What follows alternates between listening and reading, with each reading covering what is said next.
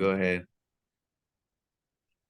All right. Well, what's up, everybody? Welcome back to another episode of Wicked Energy with JG. I'm here with Miss Bella Khalil. Is that right? Almost. Kalada Khalil. I There you go. There you apologize. go. Uh, She's a junior business development leader at Midnight Marketing. I stumbled on it. I know how sensitive the last name is to most people, including myself. Most people murder it. But anyway, I wanted to respect you. So again, welcome to the show. How is everything in your world today? Everything is great. It's a little rainy, but other than that, everything is tip top. I love it. That's one thing since the little bit of time that I've spent with you, mainly just over Zoom. You're always so positive and like you're so like bubbly in a good way, and you just give off such a great energy. And so I'm curious, like right out of the gate, like where and how, like where does that come from? Is this how you are all the time, or is this your like persona, and then when you're alone, you're just like not the same person? Like, is this, Terrible person. yeah, like is this you all the time? I'd like to say yes. I mean, I was a theater kid, so naturally I have a lot of bubbly energy in me. Um, Okay. I think that's really it. I think it's a theater Yeah. kid. Good. No, it's amazing. And a lot of that I think is you got to credit your parents too to some degree. So Oh, whatever absolutely. they did to pump you full of good energy, they did well. So and yeah, Thanks, mom and dad. yeah, right. Big shout out to mommy and daddy if they're listening. I always say the only person that listens to this is my mom, and I actually don't even think she listens to it. So we'll see if she is. Thanks, mom. So yeah, you've been in Houston for a few days now, and we'll get into like where you're from and the whole bit. But I'm curious, what's the good, the bad, and the ugly since you've been here in Houston? Honestly, I don't think I've seen any bad and or ugly yet. I've only been here 4 days and it's my first time in Houston. I'm loving it. I've already been asked at the very least 4 times when I'm moving here. Undecided. But listen, I mean, I'm open. In the name of growth, I'll do it. I don't mind. Yeah, no, that's true, and especially in oil and gas or just in energy. Obviously, with it being a global industry, it'll either force you to move and experience different parts of the world, or the opportunities will present themselves. And if you're open minded enough, and you're not necessarily obligated financially or something to stay where you're at, or kids or whatever, then yeah, you can move around. Some of the places aren't the best. I've lived in some interesting oil field places and have traveled to a lot of them. But I mean, Houston, Dallas, Tulsa, Oklahoma City, like there's some pretty cool cities. Denver, of course, Calgary. Um, anyways, and so speaking of Canada, you flew in from Montreal, is that right? Correct. Yeah. Okay, so tell us a little bit about like yeah, is that where you're from? And if so, what was it like growing up there? I'm a BC boy, so I was used to like mountains, skiing, snowboarding, wakeboarding, all the good stuff the mountains has to offer and all the freshwater lakes. But like for you, how was it? What was it like growing up in Montreal? Yeah, I mean, I was born and raised in Montreal, and it's exciting because it's just constantly snowing. I'd say it's literally Really? 70% snow, 30% decent weather, and we love being outside at all times of the day. Even Yeah. someone had told me they were like, "Oh, it's cold in Houston. It's 10 degrees." I'm like, "This is spring weather. This is good weather for me right now." Yeah. Um, and obviously you're surrounded by a whole bunch of French people, and my mom is English, she's from England, so I get the proper English, no French whatsoever. So learning French in Montreal, if you don't know French, is super hard, Yeah. because people, they will judge you, they will look at you differently.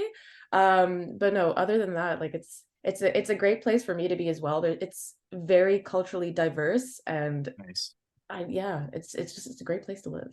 Yeah, I have when I was in Calgary, I had some friends that would travel to Montreal to go party all the time, and Yeah. I've heard so many good things. Obviously, Tim and Maciel, I don't know if they're originally from there, but I know that they spent a large portion of their lives there. And so yeah, I've heard nothing but good things. My wife and I have talked about heading up there. We haven't yet, but Not speaking yet. of I know we haven't. It's just one of those places that's like on our list of places to go, and then we don't travel that much. Just now we've got young kids, and so it's a little bit tougher. Mhm. But like when we do travel, it's like let's go to Cancun where the kids can like play in the water. You know what I mean? So, but Montreal has definitely been on the list. So hopefully here within the next few years. But speaking of midnight marketing, I mentioned at the beginning you're working there. And I want to give a big shout out to the man behind Midnight Marketing. And no, I'm not talking about Tim Taylor. I'm actually talking about Schmeez the Alien, because he or she, or however we want to identify nowadays, I don't know. But he, to me, looks like a man, little alien man. Um, Tell us about Schmeez. How has he come on the scene? And sorry if it's not a he. How do you identify Schmeez with or Honestly, I think Schmeez is just everything. Schmeez is whoever you want him to be. And I think that's also exactly who, like, what our company is kind of about. It's like we are you. Whatever you're feeling, that's how we are as well. So Schmeez came about in an events meeting. It was me and a few project managers, a few people who do the internal marketing for Midnight, and we wanted to have this extra person on board with us for one of these social octane golf games. yeah. Before, I think this was before Oklahoma, so let's say around like July, August, we start talking about this, and we're like, okay, let's have an alien, because Midnight Marketing is very space and astronaut themed. And we're like, okay, but what if we had someone that, took a wrong turn and ended up on Earth, and then here we go, just have a mascot. Yeah. And so Schmeez came about, bless him. But the name Schmeez was completely out there. There were a few people who wanted to name him Mariah Scary. We had Donovan as a name at one point, like really random names. Yeah. And so one day we just were like, you know what about Schmeez? And everyone found it absolutely hysterical. And ever since then, he has a love, and I'm sorry, I'm looking off camera because I can see him right there in front of me. Nice. He's staring me down as I'm doing this. He's like, don't say anything bad about Don't me. screw this up, Bella. Yeah. Exactly. I'm trying. Okay. And yeah, he was just conceptualized in a mini meeting room, and he's been the best thing ever since. We brought Yeah. him along to Oklahoma with us, Rachel, one of the project managers, and I. And he was just a hoot, man. He was a I love hoot. People loved him. We were getting yelled at from across the golf course. Stop the cart! Stop the cart! We need a picture. We're Yeah. just okay. Sounds good. And bless him, he did a great job.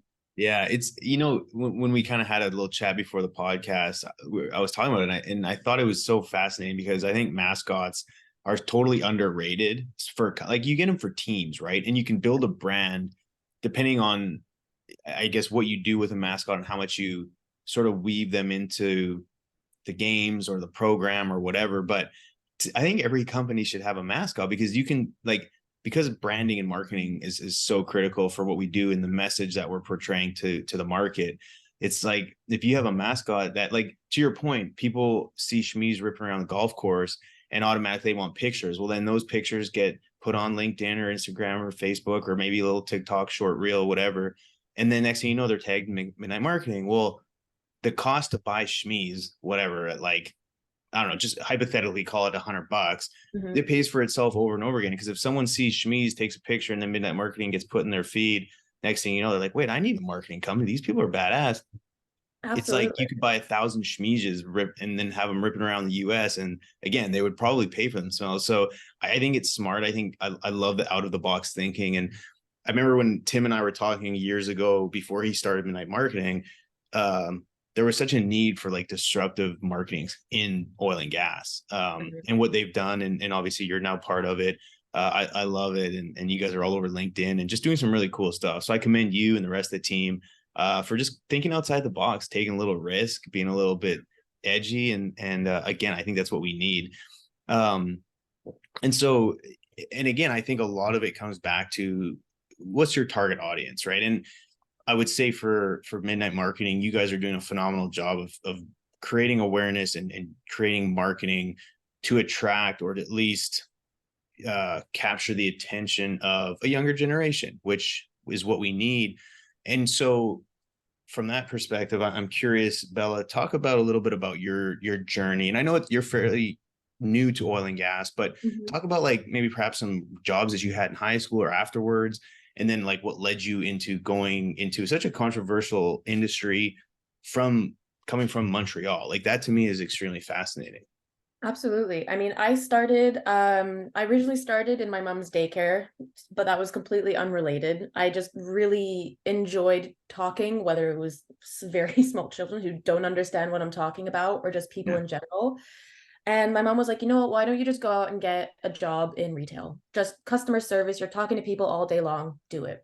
So I did. I spent a good, I'd say like 7 years almost in retail. I worked in men's department. I worked in the stock. I worked as a cash girl. I did practically everything, worked my way up to manager.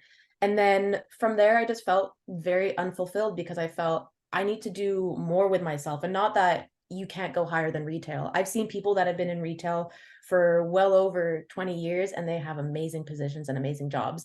But Yeah. I personally felt I need to do more with that because I didn't do very well in school and I didn't get I ended up graduating in cinema. What am I going to do with cinema and communications that will make me feel proud about Mhm. myself? And so I had met a friend at the time who said, "Listen, come on over to my team. We have a team of like these door-to-door people who do door-to-door for telecommunications, so like selling TV, internet, home phone, and we need an admin." I'm like, you know what? I like talking to people. I like doing interviews. May as well. And it was a very small job. Yeah. I ended up doing really well there. That same person was like, you know what? I'm going to open up my own company now. I want you as my CAO. I was like, oh, really? Okay. Nothing I've never studied in it before. It's just pure knowledge and knowing the right person at the right time. So we packed up all of our stuff in Montreal, moved to little Cornwall, Ontario. We were there for 7, 8 months, and we just completely annihilated the territory there. I was also doing door to door for Cogeco at the time, and again, it was putting yourself out there, knocking on someone's door at a very, very weird time. They're all sitting down for supper, like, "Hi, what's the current provider that you have for your TV and home phone right now?" And they're like, uh, and you would actually make sales out of that. So I also got to learn how to properly talk to people. And Hmm. then when that turf was done, we moved back to Montreal, and I'm like, I need a bit more sustenance. I need to be able to go out a bit further. And so I saw this job opening at Midnight Marketing for office coordinator. I'm like, what? Why not? I like the idea of it. It seems like they have a great website, first of all. Yeah.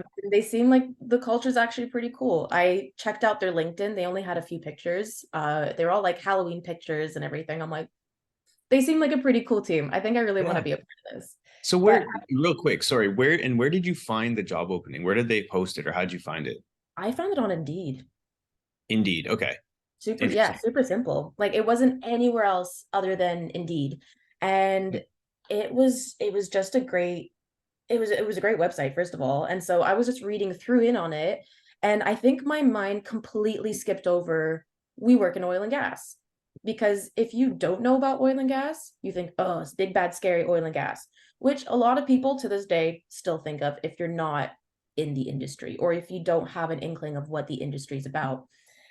And so I decided to give it a shot. And then they're like, I do the interviews and they say, "Do you have any experience in oil and gas?" I'm like, "Nope, but I'll learn if I need to." And they're Yeah. like, "Okay, come on." And so I started realistically February 1st of this year as an office coordinator. So very, Okay. So very proud of what I am now. you've almost made a year, which I'm sure it's been like drinking through a fire hose. So again, being a year in and I mean, most people who are in oil and gas for a year get to see like nothing but the field, maybe a little bit of like what it's all about, but you've been able to travel, go to different events, probably meet a lot of great people from all walks of oil and gas.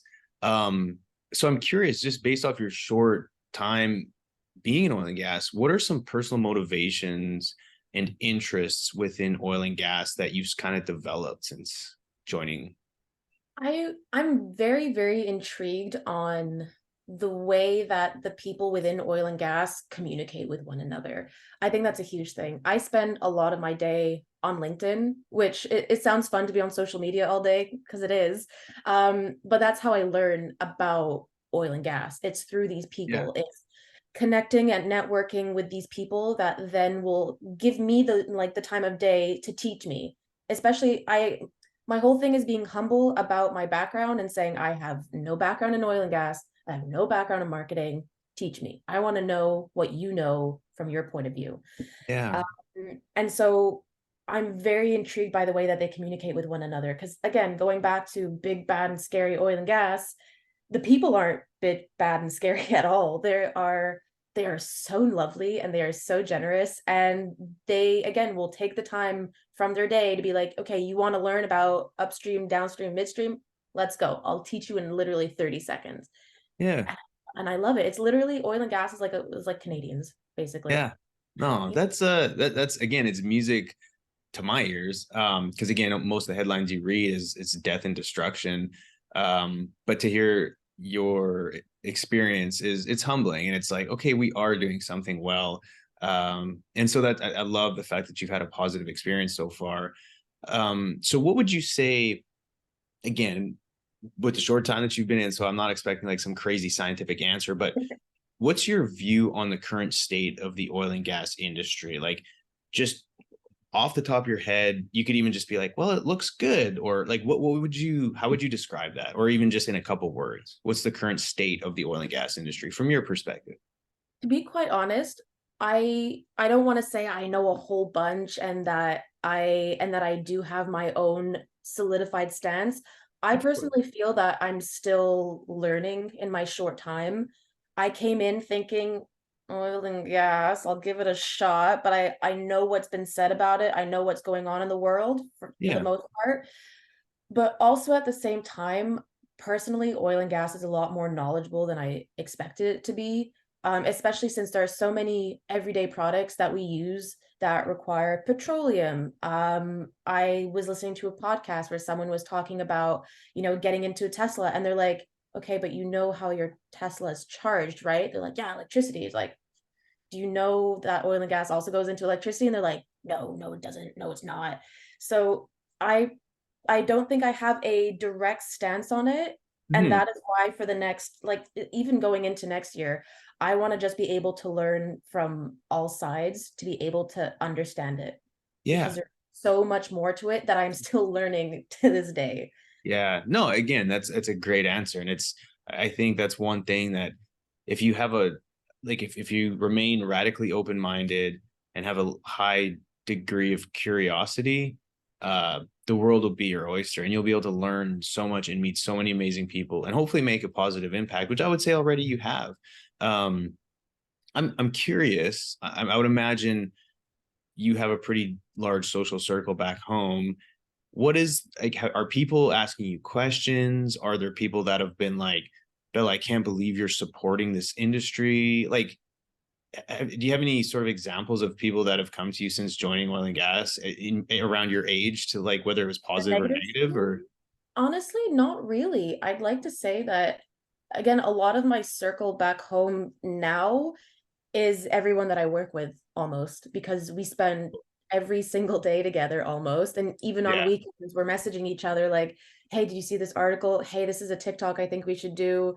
Yeah. Um, so I'm very blessed to have a circle that understands what I do. And even the people who I don't work with, they haven't necessarily questioned it yet. I don't know, maybe because they don't want to ask questions, or maybe they don't want to get into that kind of conversation. Sure. But for the people who are with me like every day, like even my mom and my dad, at the end of the day, they just want to know that I'm happy, and they're very open to learning as well, which is great. Not a lot of parents are willing to be like, okay, well, oil and gas is bad, don't do it. It's like, okay, explain to me what are the pros and the cons. Explain to me why I should know more about this industry because I want to Yeah. know. And Yeah. it's they're using me to their advantage in a good sense where I'm young. I'm part of a slightly newer generation that is learning about this industry. And if we're going to learn about the future, we as someone from I say we, someone from my generation needs to be the one who says, listen, this is what you need to know. This is what's bad. This is what's good. This is what I'm learning. Yeah.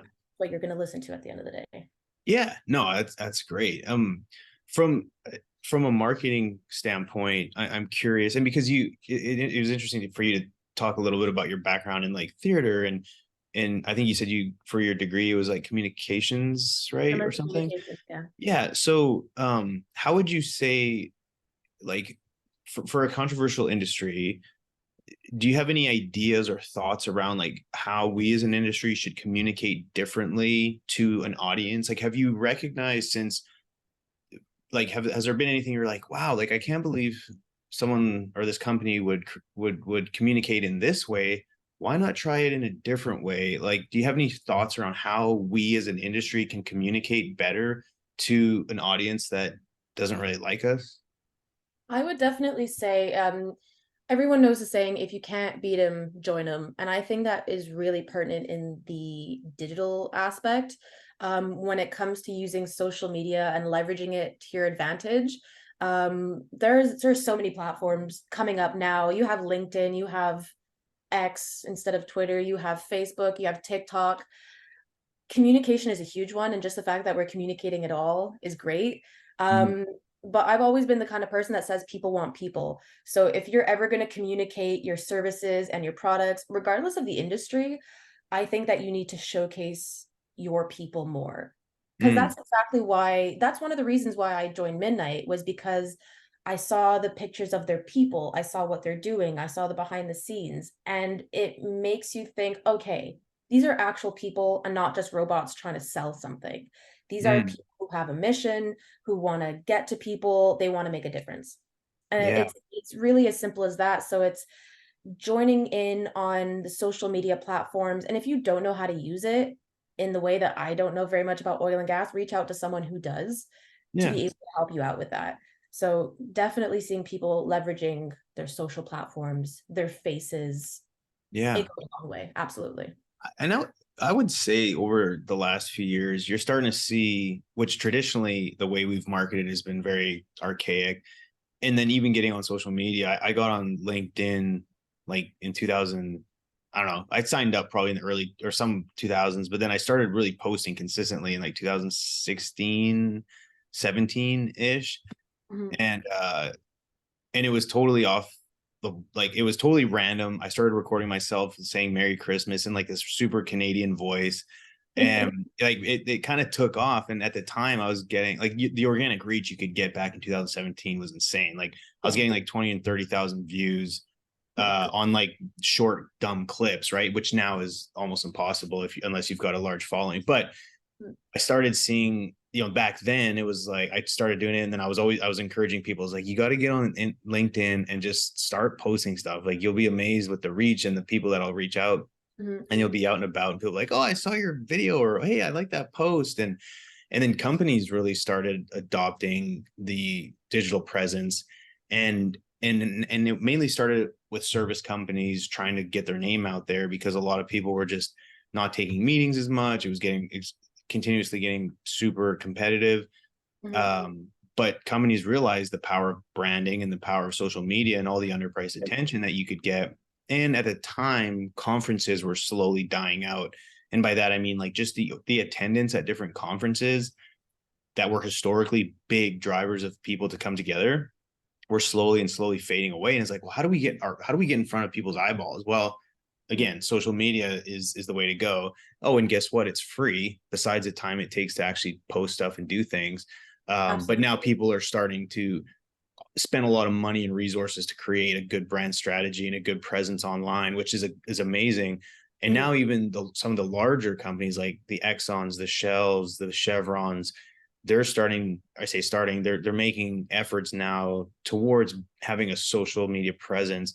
And I think Shell actually, once it was about a year ago, they made a post. It was interesting. They'd put a job posting on LinkedIn along with some other platforms. They wanted a TikTok manager or something like that.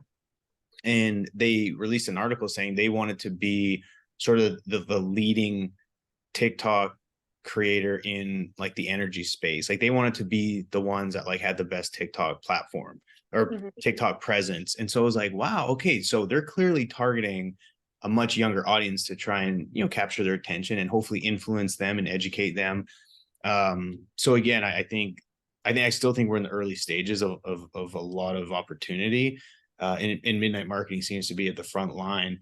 Um, I'm curious from to hear your thoughts around like, are there any, and if there aren't any that you've kind of developed yet, that's totally fine. But what would you say Midnight's approach on marketing is, and relative to like traditional marketing strategies? Like, do you guys kind of differentiate yourselves and say, we don't want to fall back in this bucket that the things that historically have been done all the time. Like we're trying to have this approach. Like, is there any sort of differentiator that you guys have that you've experienced?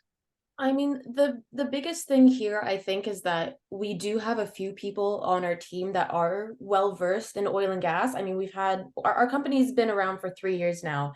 Mhm. And so we have people who have been here since day one. They've learned the tone, they've learned the brand, they know oil and gas inside and out, for lack of better words. Yeah. And in the terms of how we do things differently, I think it's just we always strive to try to understand our client from their tone of voice. So wherever our client is where we are, but we want to be a little bit higher. And Mm. that's where people that well, let's say that's where competitors come in, competition, all that kind of thing. And competition's incredibly healthy because if you don't have that, you're just going to constantly think, okay, I'm always here. Whereas if you have competition, you're here and they're here, you're gonna be like, okay, how am I filling that gap? What am I doing? Yeah. And that gap that gap is just listening to your client. Yeah. It's really as simple as that, and being in their shoes and learning how to be that chameleon. Yeah. No, I think listening is so important. And I've made posts about like the purpose of listening with intent, and whether that's leaders within a company listening to their people to create good culture and make sure that people within the company have a voice to be able to make change or to contribute and add value. But even like oil field service companies who have clients, you don't just go in there and start listing off all the amazing things that you can do, but instead go in there with some good questions with an open mind and understand like what is the true problem. And if you ask enough questions and you listen for long enough, they'll ultimately tell you what they want. And then you can just Exactly. provide that solution instead of, and a lot of times you can say, well, I've identified a problem that we can help solve. But for the most part, it's just active listening and listening with intent, which it sounds like Midnight does a good job of like listening to their clients, understanding what their goals are, and really creating a good partnership rather than just a transactional marketing, you know, uh, firm that's going to say, okay, here's your deliverables, take it or leave it. And it's just some Mhm. template, right? Like I think it has to be very consultative, which I would imagine it is for you Oh, guys.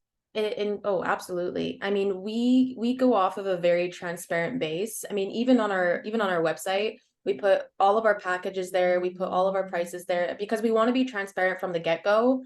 So if we're establishing that transparency with our client even before they sign on, they know what to expect from us as well. So that goes beyond me doing the discovery call and the onboarding, that goes beyond the kickoff call. It's it goes right up until the point where you're sitting down to have your very first weekly analytics meeting to kind of go over, okay, this is what we've done, this is what we have from you, this is what I think we can do, but this is in your court, where do you Yeah. want us to go from here? So it's, again, very, we do consulting and we try to push them in the right way, but ultimately it's, we want to be transparent. So if you want something from us, you tell us and we'll just make it happen, or Yeah. at least we'll try our best to make it happen. Yeah. No, I love that approach. Pivoting a little bit away from the midnight marketing side of things. I'm can you tell us a little bit about sort of your insight on how the younger generation could contribute to the evolution of our industry? Absolutely. I think it goes back to leveraging social media because that's where a lot of Gen Z and Gen Alpha are right now. It's all over. They're on TikTok, they're on Instagram, they're on YouTube, they're everywhere. Hmm. And that's often, from what I've heard from people in the industry, is how are we making how are we making oil and gas seem approachable and attractive, for a lack of better words, to that new generation. And it's really just by understanding that consumer. It's, where are they? Where's their mind sticking? Their mind is sticking to social media. So Yeah. it taking what I said earlier, it's just people want people. So getting your face out there, showing them the benefits of working for your company, giving them like even a health and safety demonstration, like what your PPE looks like. Simple little things like that that catch their attention Yeah. will be easier than having them sit down and telling them, listen, this is why you should be in oil and gas. Like direct. Mhm.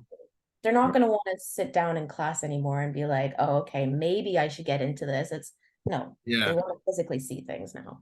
Yeah. No, that's a great point. And actually for the Wicked Energy, I have a YouTube page that I post on for the videos. And then I also have done shorts, YouTube shorts. And because I realized, okay, TikTok, like that short clip style video is really working. And so I started creating shorts, and like I'll say like some silly stuff a lot of times. And really just trying to like educate or like update. And like the little team that helps me with content, they're like, your impressions on your shorts are like, they blow everything else out of the water. And it's literally like a 15-second clip of you just talking. It's like, which ties exactly into what you're saying, is like people want to hear from people. They want to see, their face. They want to see kind of their character. And then, yeah, it just makes them a little bit more relatable. It's not like you're just this person behind a computer who's just stuffing their pockets and drilling Yeah. holes in the ground to make as much money as humanly possible while not caring about the environment. It's like, it's actually quite the opposite. And at the end of the day, is like, it, I always laugh, and I always try to at least approach it with some empathy. It's like when oil and gas is doing well and companies like Exxon and all these other large publicly traded companies are making millions and millions of dollars, people Mhm. are so quick to judge and get upset and say, they're making so much money. This is just, it's filth and it's greed. But yet, like, if you look at the earnings from like a lot of these tech companies, um, they also make a tremendous amount of money, but no one is getting upset about, like, perhaps it'd be child labor or Mhm. the amount of energy that they're using and the emissions associated with manufacturing millions and millions of phones or earbuds, or the amount of power it takes to power a lot of this AI stuff. Like, I know there's been some controversy in terms of like, or even just discussion about the emissions associated with running, like, let's say a chat GPT search relative to a Google search. But I say all that to say is it's very odd to me that people will pick one industry to get mad at when they're making money, Mhm. but not another one. So As again, I long as just for them it's not directly related, then there's something that you can think about, like you're just saying about tech. If it's not directly related to oil and gas, even though perhaps they do use it, they're not the bad person. You know what I mean? yeah, and again, I think it comes down to education, right? And I don't, when I hear things or when people say things, I don't necessarily get mad, but I'm like, I try to understand. I'm like, okay, like, if I was to put myself in their shoes, like, they've probably never talked to someone in oil and gas, so they may not understand how oil and gas companies make money or how tech companies actually make money. And then so I'm like, okay, well, maybe I can do a better job of trying to educate, and which is again why I have this platform. But um, anyway, I don't know exactly where I was going with that, but No, that's okay. I was gonna say that has incited a lot more intrigue for me as well, because I personally would love to know how how tech and oil and gas relate. Like not using tech for oil and gas, but yeah, how they coincide. That's not something that I wouldn't think to go that deep in and yeah, think, oh, okay. So if you're using, anyways, I'm probably going to go off on a tangent on this, but no, this is good. personally, I would love to know how that correlates. Yeah, no, and I think it does. I mean, again, it all starts with energy, right? Without energy or power or electricity, like, none of this would be possible. We wouldn't be talking. I wouldn't be in this building. I would be in a hut somewheres. And again, with regards to like electricity, Texas is a beautiful place geographically because we literally, like, if you were to go on ERCOT's website, and I encourage everyone to look at that, it shows you the energy mix. And by that, I mean how much out of the total amount of energy being produced, what percent of it comes from wind energy, solar, natural gas, nuclear, and it's a very healthy mix. But we're extremely fortunate to be in Texas because we have the geographic, or I guess the resources available to us to be able to produce from several different natural resources. Not all places are like that.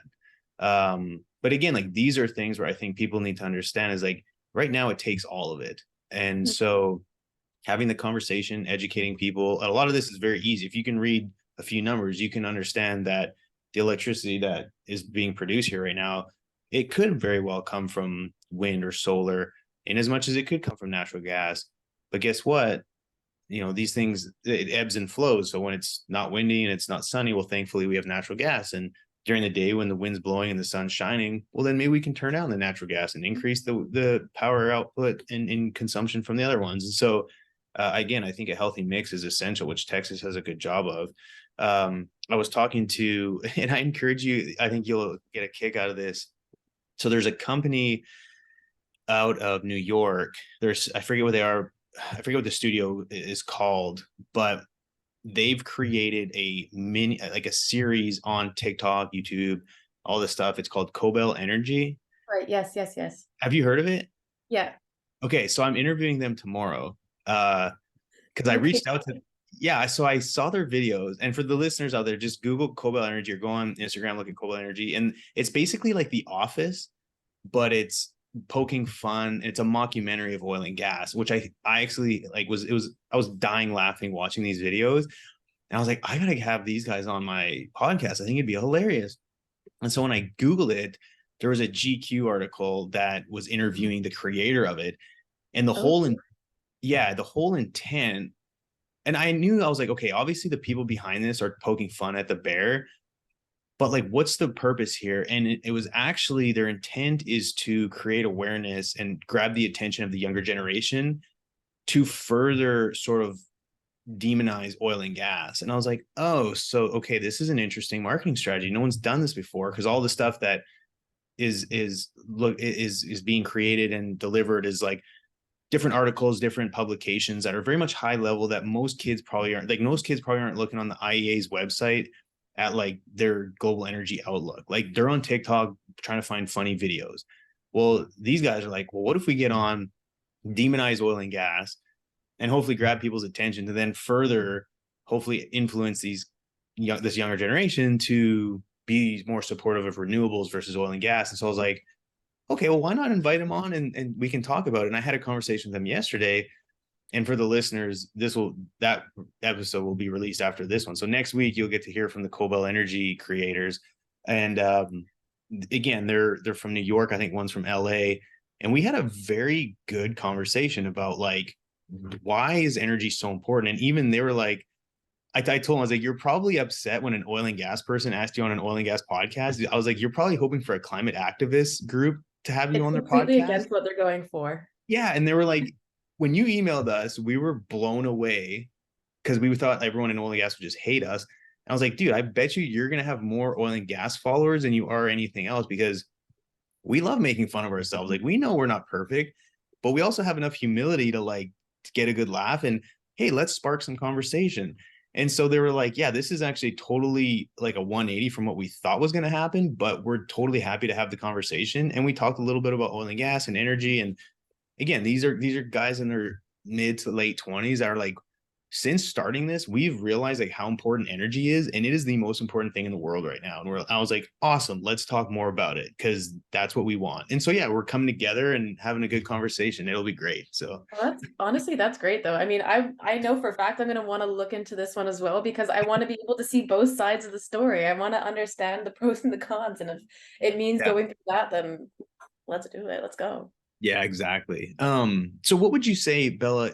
What kind of advice could you give someone, a young professional considering a career in oil and gas, if they're on the fence? If they're on the fence, if you're on the fence, just look into it a bit more and do your research. Really understand the pros and the cons. And even if you go into the industry with a few cons, you're not gonna know how to solve it until you're in it. That's the whole thing. That's also kind of why I'm here too. I mean, when I got into it originally, I didn't quite understand. And now that I'm here, I don't necessarily have a direct stance on, if I'm for or against, even though it does, imply itself in our everyday life and everything that we use. Mm-hmm. I think I'm gonna go off on a tangent on this one, but yeah, just do your research. Just ask the right people, reach out to the right people and ask them where they are and how they got into it. Just do your research. I love it. No, do your own research is key, and don't draw conclusions based off 6 headlines that you read, because you're probably getting led down the wrong direction. Another question before we close out is, what kind of career aspirations do you have? I mean, I know, again, you're young and you're probably trying to figure it all out, but do you have any hopes and dreams, and what Bella hopes to do in the next 10 years? What does that look like? Oh wow. Oh goodness. That is a great question. Well, I never thought that being a business development manager, let alone a junior business development manager, was attainable to me and with what I've learned and with what I've graduated in. Um, so I feel like the world is just full of possibilities, and I feel like I can really only go up from here. I can't backtrack. So I would just love to see where this business development takes me. I love it. I love it. And then with regard, so again, I'm sure you could probably go on a tangent about this too, but what's your thoughts about like work-life balance? Like that seems to be an interesting topic that us in, that have been around for a while, we're like, and my thoughts around this has changed quite considerably, but it's like all work, no play. And it's just like, for the love of, your job, you got to just commit 110% all the time, which is totally shifted. But like if someone were to come to you and be like, Bella, what does work-life balance mean to you? How would you describe that? Work-life balance is huge, especially if you want to continue working at the same level that you're at now and go beyond that. You have to have that balance. Otherwise, you will burn out and you will have a terrible time, and then you will only just start regressing. So it's incredibly important to take care of yourself, even if that means if you do a 9 to 5, even if that means at 5:01 you're out and you close all your tabs down, do Yeah. what you need to do.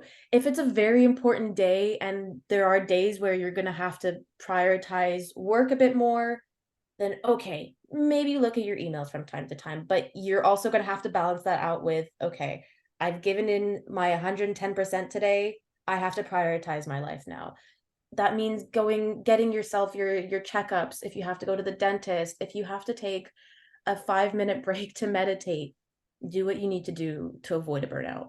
Yeah. No, that's, and again, I love how you're saying like every employee should let them like work from home like 6 days a week. But like you said, it's really taking the time, even a little bit of time, is like taking care of yourself. And I'm very big on that. Like a non-negotiable for me is like getting up and going to the gym, and no matter what, like granted, unless I've been up all night with my kids or something, but unless something catastrophic happens, I'm at the gym every morning. Some days I like it. Some days I'm like, oh, I just got to push through it. But that has helped me, remain, I guess, quote unquote, healthy, eating right, being okay with saying no to a lunch with your buddies at work every day and eating crap.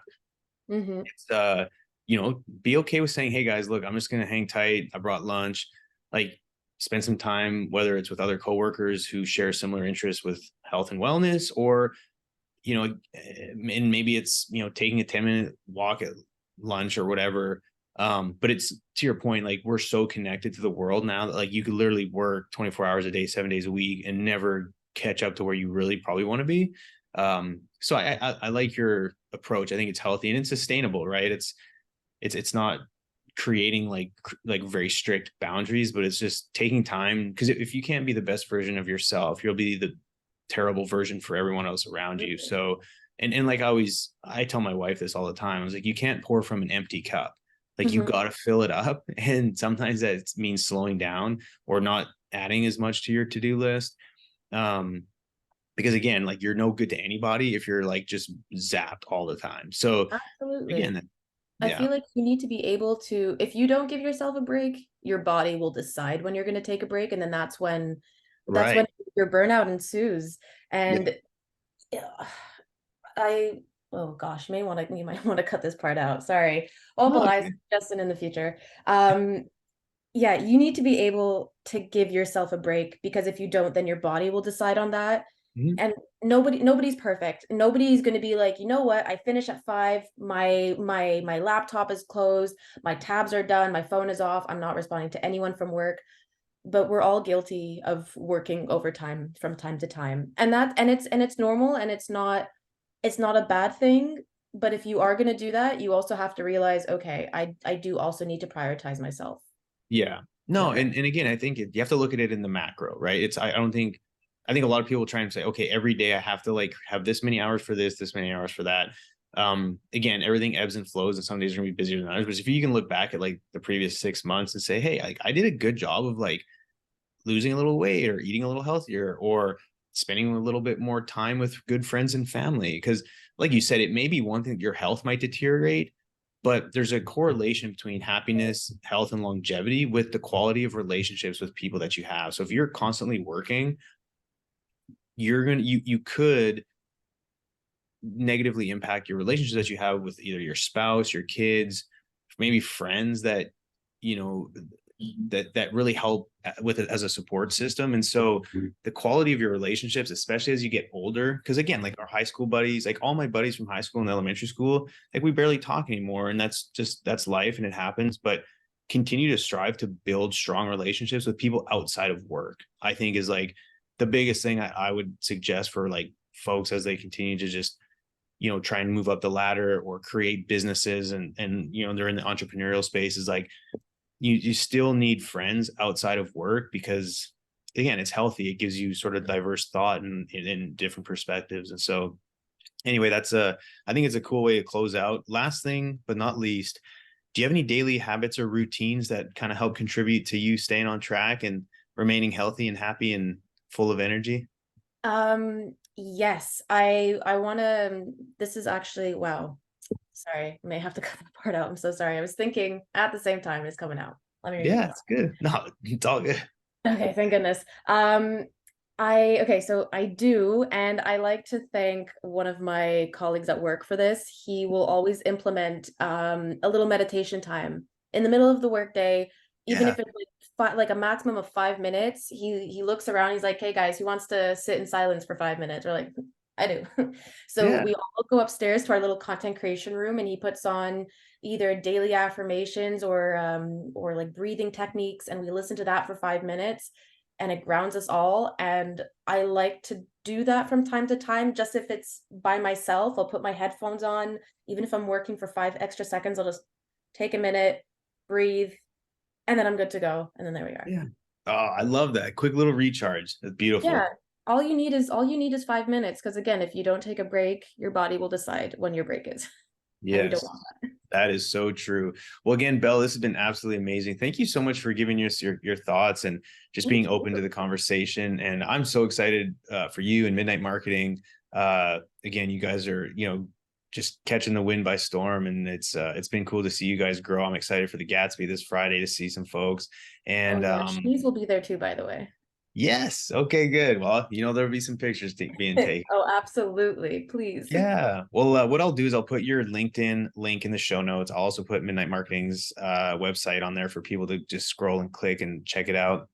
Um, and yeah, for everyone out there, really appreciate the support. Keep listening, and let's always make sure that we're approaching the energy landscape with a radically open mind. Be kind, and always remember that everyone deserves access to energy, and we is greater than me. Thanks, everybody.